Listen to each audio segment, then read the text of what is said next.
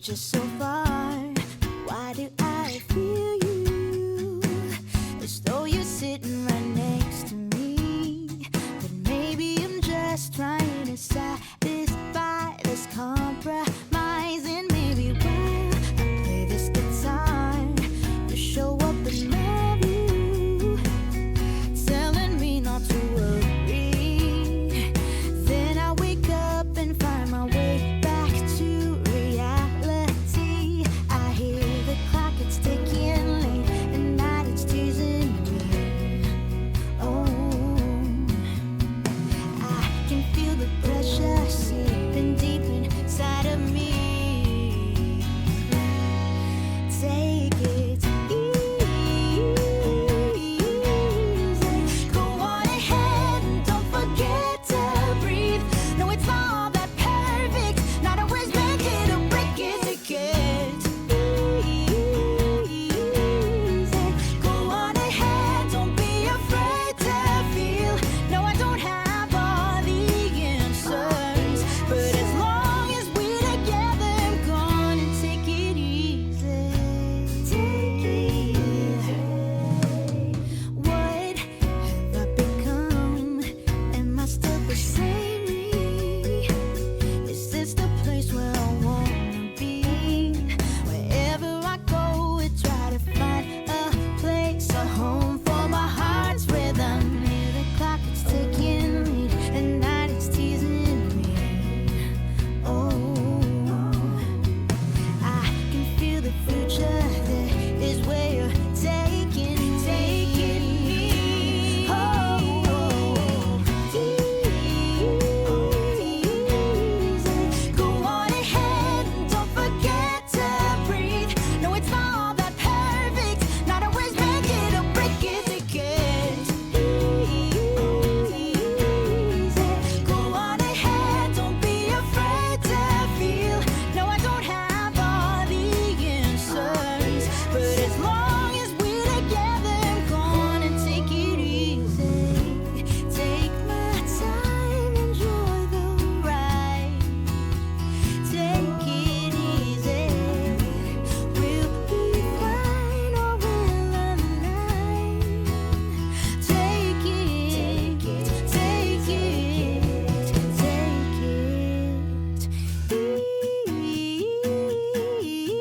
easy. Go on ahead and don't forget to breathe. No, it's not that perfect. Not always make it or break it to get easy. Go on ahead, don't be afraid to feel. No, I don't have all the answers, but as long as we're together, I'm gonna take it easy. Gonna take it easy. Gonna take it easy.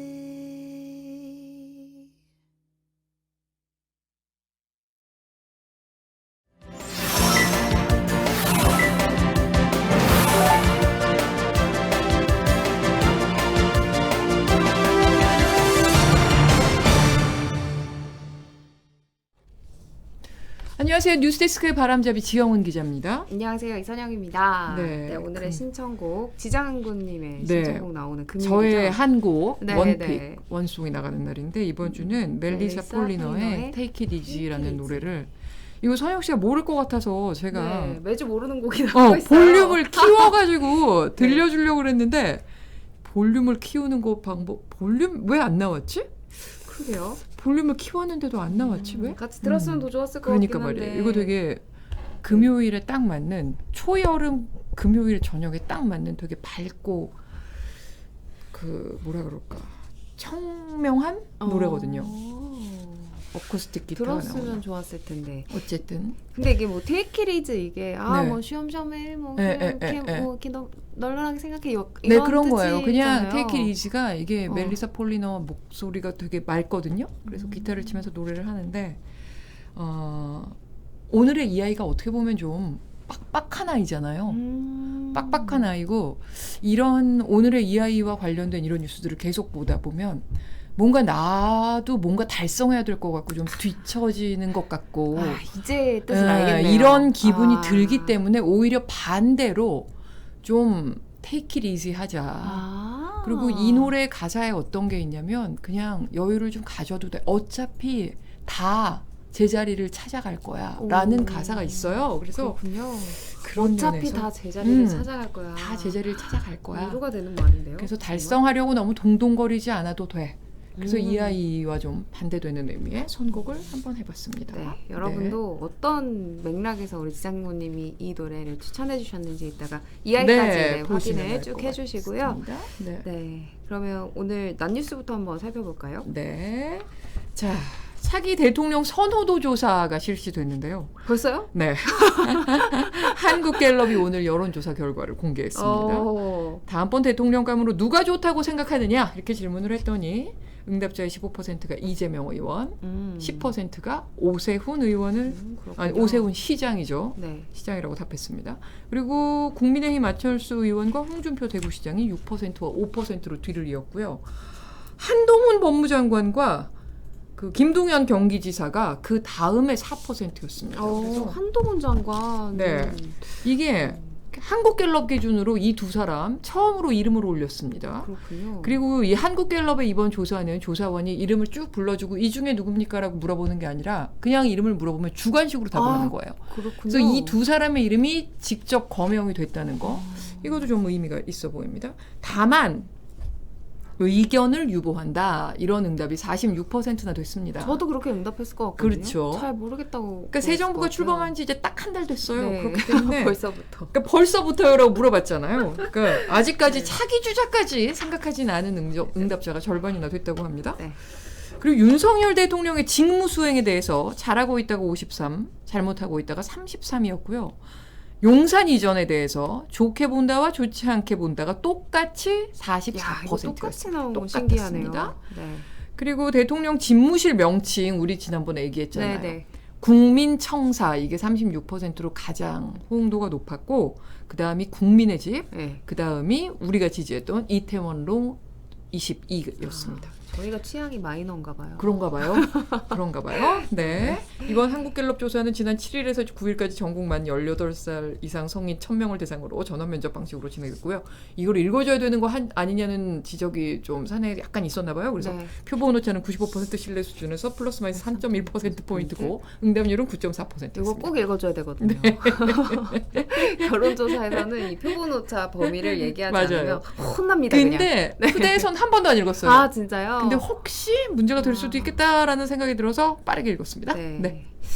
저는 이 뉴스를 가지고 온 이유가 있는데 좀 네. 비슷한 뉴스, 뭐 손바닥에 점을 찍었다, 뭐 이런 뉴스가 그동안 네. 종종 있긴 했는데 네. 미국 뉴스예요. 네. 근데 그냥 우리나라에서도 이런 일이 있으면 여러분 똑같은 방법으로 도와주셨으면 좋겠어서 네. 가지고 와봤거든요. 미국 플로리다 법원에서 의붓아들을 학대한 혐의로 가해 계부, 네. 계부가 네. 유죄 선고를 받았어요. 네. 그러니까 창고에 가두고 굶기고 뭐 군대식으로 훈육한다는 명목으로 좀 학대를 한 거죠. 네. 근데 이제부터 여러분이 주의 깊게 들으셔야 되는데요. 네. 어떻게 발각이 됐냐. 창고에 갇혀 있었다고 했잖아요. 네. 그러다가 언제 한번 이제 외식을 나간 네. 거예요. 그런데 이제 음식점 종업원이 보기에 이 아이만 음식을 좀 가족들한테 뺏기는 것 같고 음료수도 제대로 못 먹는 것 같고 해서 외모를 유심히 봤더니 네. 몸에 약간 상처도 있고 멍도 있고 이런 것 같아요. 그래서 이 종업원이 쪽지에 괜찮니? 이렇게 써서 살짝 그 아이만 보이게 보여줬더니 네. 고개를 이렇게 젓더라는 네. 거예요. 그래서 도와줄까? 이렇게 적었더니 끄덕끄덕해서 그 직원의 신고로 이제 계부가 그 자리에서 체포가 돼서 조사를 받게 된 거거든요. 네. 사실 이 음식점 직원의 어떤 관심이 없었다면 그렇죠. 이 아이는 그냥 계속 창고에서 학대를 받았을 거기 때문에 이웃이나 뭐 다른 누구에게 눈에 띄지 않았을 네. 거란 말이에요. 그래서 우리도 좀 생활에서 이렇게 아이들 좀 유심히 보고 그 맞아요. 아이가 어디가 좀 안 좋은지 이런 표정들을 좀 유심히 살펴봐야 될 필요가 있을 것 같다는 네, 생각에 맞습니다. 주변에 가져와봤습니다. 혹시 네. 힘든 아이들이 없는지 관심을 갖고 지켜보는 거 정말 필요해 보입니다. 자, 지금 빌로바 TV님이 우리 지영은 누나에게 스냅백을 제공하라. 벌써부터 랩이라니. 꼬꼬둥절님도 큐시트요? 왜 이렇게 빨라? 영혼 없는 랩. 네. 아, 한국계 원래 격조사. 네. 이 표본오차는 조금 빨리 이건 읽어줘야 빨리 읽어줘야 맛이거든요. 됩니다. 네. 네, 네. 낮에 눈에 띈 기사들 살펴봤고요. 8초 후에 이 아이 데리고 오겠습니다.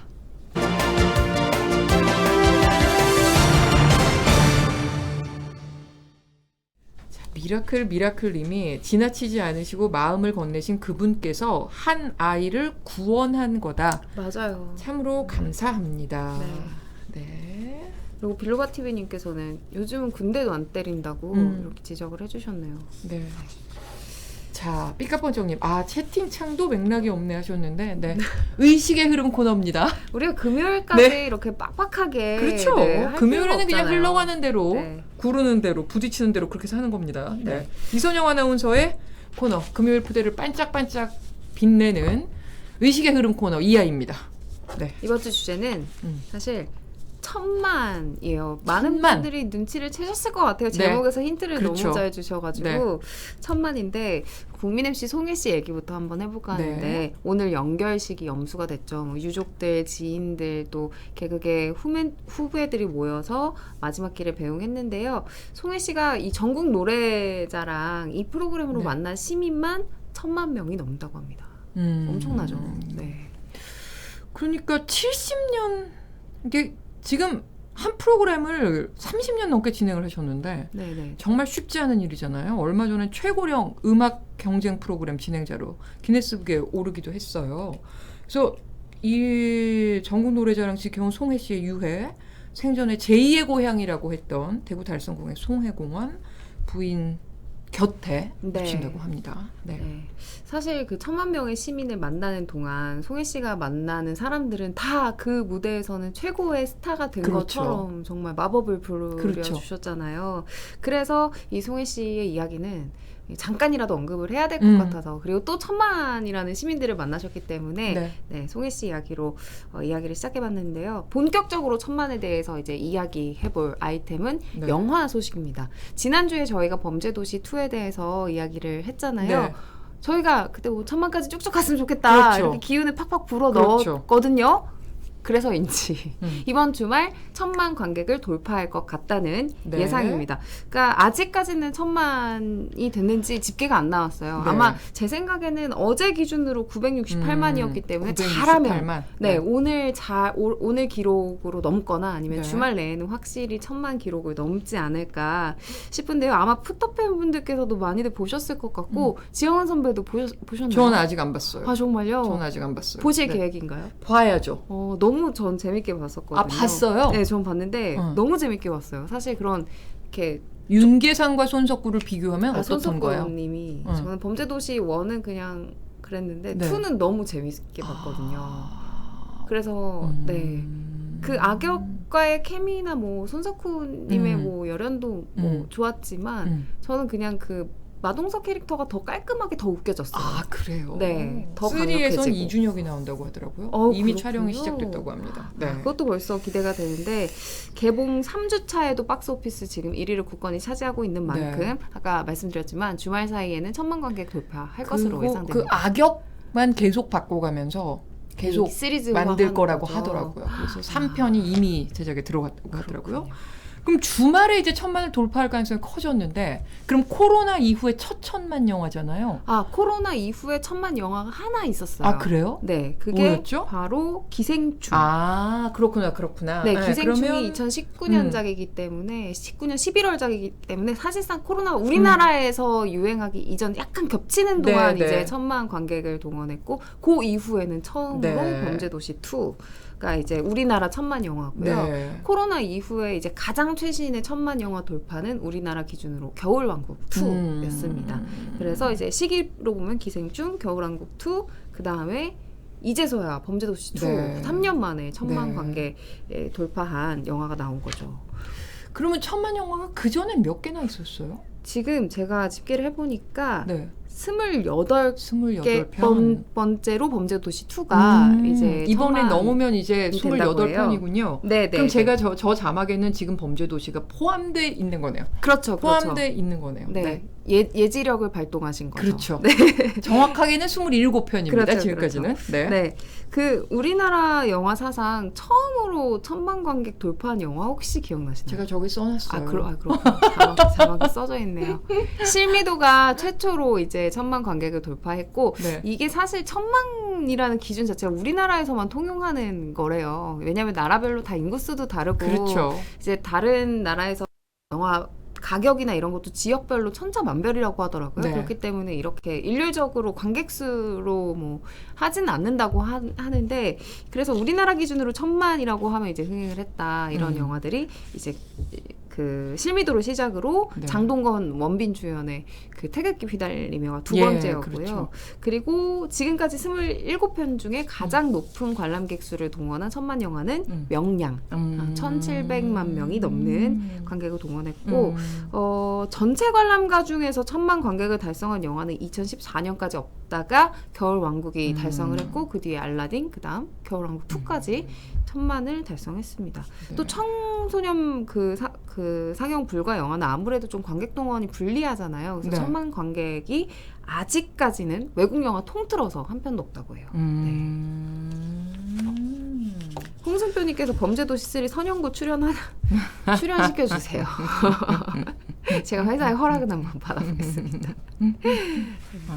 정말 지금 또 영화 얘기를 하시니까 그래서 뭐 쉬리 얘기도 네, 하시고 네. 네. 영화가 사실 2000년까지는 우리 네. 초반까지는 한국 영화 재미없어 이런 인식을 가진 분들이 많았는데 이렇게 뭐 실미도 태극기 휘날리며 나오면서 영화 산업 자체가 부흥을 했어요. 그렇죠. 그래서 1000여 개에도 미치지 못하던 전국의 스크린 수가 멀티플렉스의 확장과 더불어서 지금은 2배, 3배까지 네. 증가를 했거든요. 그러다 이제 코로나 때문에 약간 주춤해졌는데 이 주춤했던 영화 열풍이 범죄도시 2를 시작으로 우리 한국 영화를 시작으로 다시 이제 부흥기를 맞지 않을까 하고 기대감이 들더라고요. 예전에는 한국 영화가 경쟁력이 좀 없었을 때는 미국의 영화 제작사가 우리나라에 이제 영화를 직접 공급한다 뭐 이런 거를 반대를 하고 맞아요. 그러면서 스크린 쿼터제 뭐 이런 것도 있었잖아요. 그래서 UPI 이제 직배를 반대해서 명동 코리아 극장에 뱀을 풀기도 했었어요. 명동 코리아 아니 선배님 이게 몇 년도 얘기인가요? 명동 코리아 극장에 뱀을 풀 70년, 80년대 얘기인가요? 아닙니다. 90년대 초입니다. 네. 네, 명동 코리아 극장에 명동 코리아 극장 지금 없어졌죠. 네.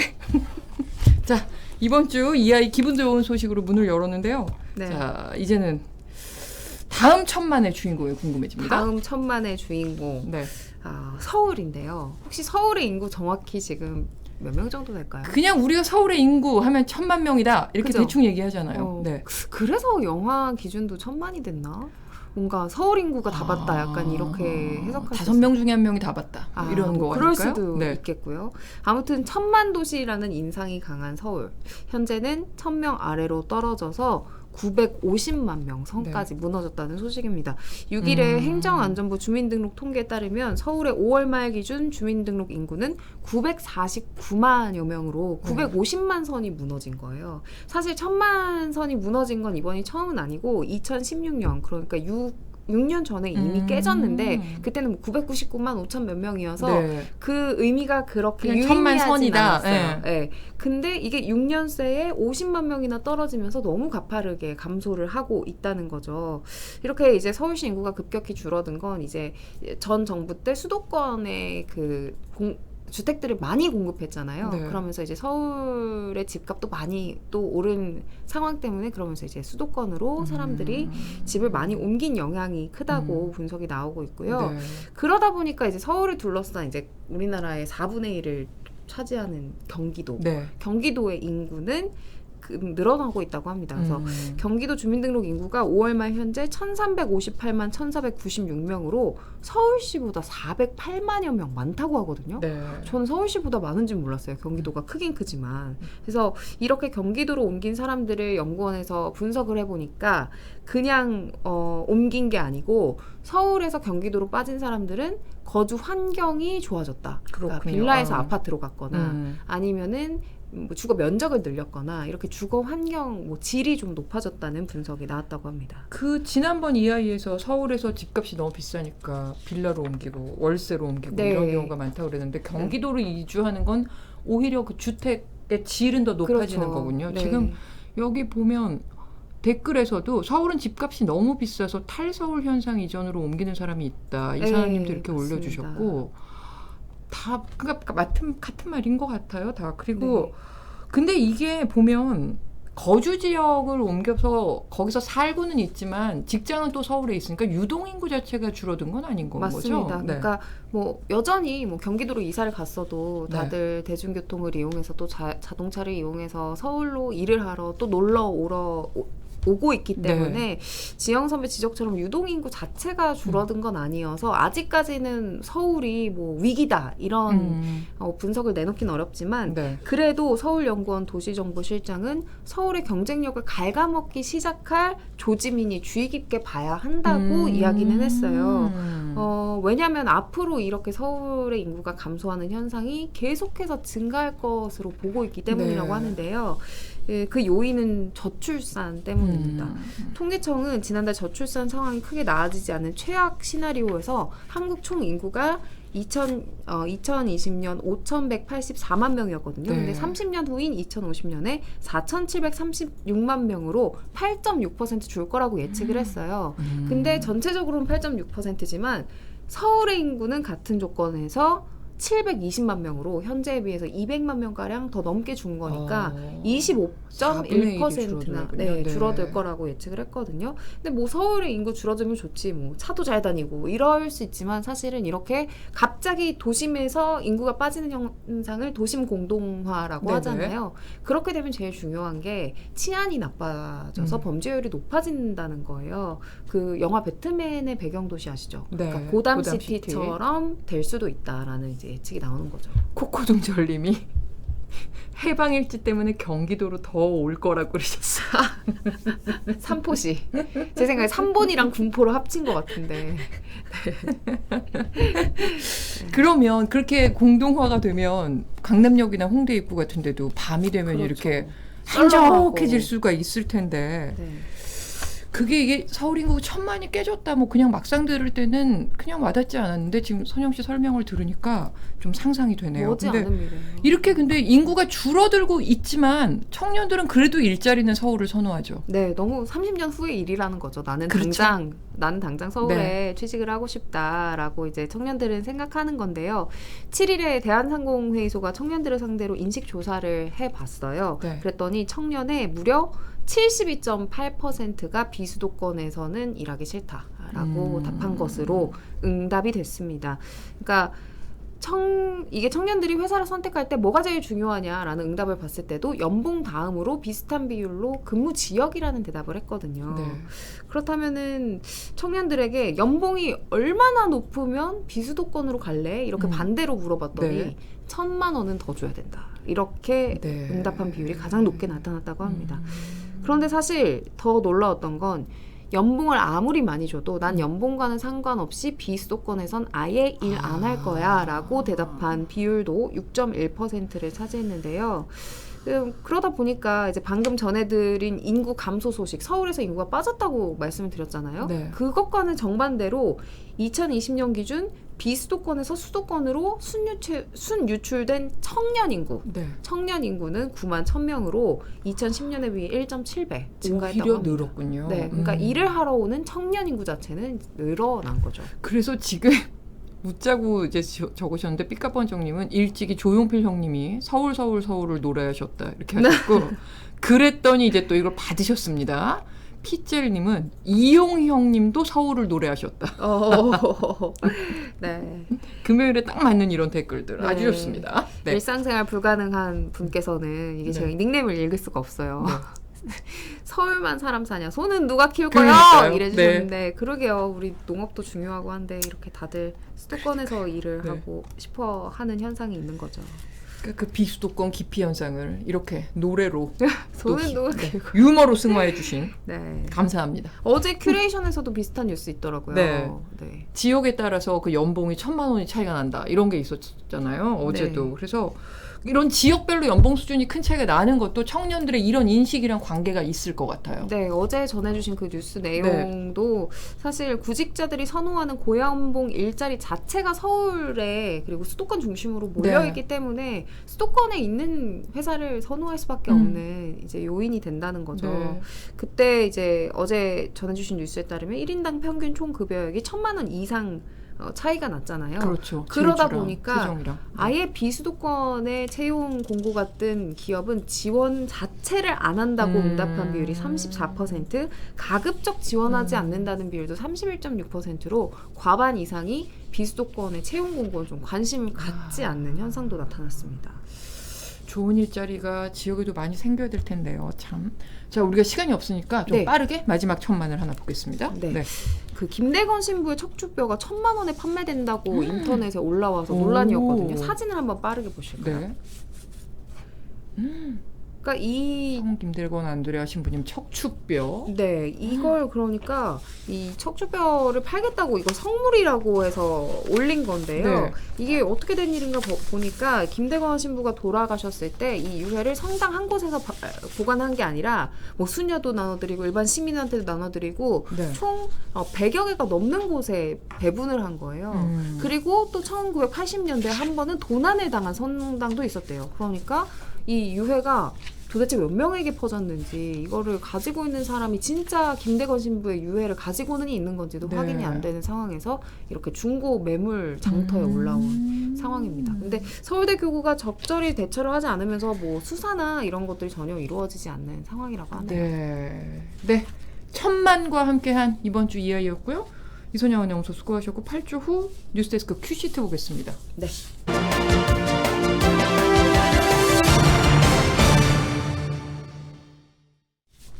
네, 오늘 뉴스데스크 큐시트 빠르게 보겠습니다. 오늘은 드랍 더 비트를 해야 되겠군요. 3분밖에 안 남았습니다. 오늘은 단독 기사로 문을 엽니다. 김승희 보건복지부 장관 후보자 관련 뉴스인데요. 이 김승희 보건복지부 장관 후보자의 장녀가 지난 2019년 한 공공기관의 단기 계약직 일자리에 지원해서 합격을 했어요. 수자원 환경산업진흥이라는 공공기관이 운영하는 경기도 여주에 있는 한강문화관이라는 곳인데 근데 지원한 사람이 당시 국회의원이었던 이 김 후보자의 딸 한 명이었어요. 해당 기관은 접근성이 안 좋아서 지원자가 거의 없었던 거다 이렇게 설명을 했대요. 뭐 이럴 수 있겠구나 싶죠. 근데 그 다음 내용을 보면 조금 이상합니다. 그렇죠. 당시 채용 공고 자체가 나지 않았습니다. 그러니까 어떻게 지원을 한 거야? 그러니까 공공기관 채용 공고는 기관 홈페이지와 정부 공시 사이트에 반드시 게재가 돼야 되거든요. 근데 전혀 찾아볼 수가 없었다는 게 이 기사의 골자입니다. 왜 이런 일이 일어난 걸까요? 그리고 김승희 후보와 그 해당 기관 뭐라고 설명을 하고 있을까요? 뉴스데스크에서 확인하시기 바랍니다. 두 번째는 어제 7명의 사망자를 낸 대구 방화 사건 속보입니다. 오늘 아이템이 2개가 준비되어 있는데요. 범행 동기 또 정확한 사건 경위 등이 자세히 다뤄지게 됩니다. 경찰이 오늘 국가수와 합동으로 1차 현장 감식을 벌였는데요. 용의자 천모 씨가 휘발유를 뿌려서 불을 낸 것으로 확인이 됐습니다. 그리고 사망자 가운데 변호사 김모 씨 그리고 사무장 박모 씨 이 두 분이 같이 사망하셨는데 사촌 형제지간으로 밝혀져서 유족들의 슬픔이 뭐 이만저만이 아닐 것 같습니다. 그리고 조금 더 충격적인 게 이 사망하신 두 피해자의 배와 허리 등에 흉기에 찔린 그 상처가 발견이 됐습니다. 그래서 경찰이 사무실 안에서 흉기 한 점도 수거해서 이게 범행 도구가 맞는지도 지금 감정을 하고 있는데 이렇게 자상이 발견되면서 경찰은 정확한 사인을 밝히기 위해 부검을 진행하기로 했습니다. 숨진 피해자들의 빈소는 경북대병원에 차려졌고요. 대구지방변호사회가 장례를 대구지방변호사회장으로 치르기로 했다고 합니다. 자, 다음은 송혜 선생님 연결식 관련 소식이 준비되어 있습니다. 자, 코미디언 이용식 씨가 저런 얘기를 오늘 연결실에서 했다고 합니다. 우리나라에 동해, 남해, 서해 그리고 송해가 있습니다. 이렇게 얘기를 했다고 합니다. 유족과 지인 또 연예계 후배 100여 명이 지인의 마지막 길을 배웅했는데 고인이 주로 생활했던 종로구 낙원동 송해길을 거쳐서 유해가 KBS 본관에 도착했는데 딱 이 도착 시점에 전국 노래자랑 빰빰빰, 타이틀송이 빰빰빰. 네, 딱 그 우리가 모두 아는 그 타이틀송이 연주가 됐다고 합니다. 저는 감동적이더라고요. 네, 마음이 좀 벅찬 장면이었는데 송혜 씨의 마지막 가는 길 뉴스데스크에서 다 함께 확인하시기 바랍니다. 자, 이제 본방을 시작할 시간입니다. 이어지는 뉴스데스크 시청해 주시고요. 오늘도 시청해 주셔서 감사합니다. 네, 즐거운 주말 휴일 보내십시오. 감사합니다.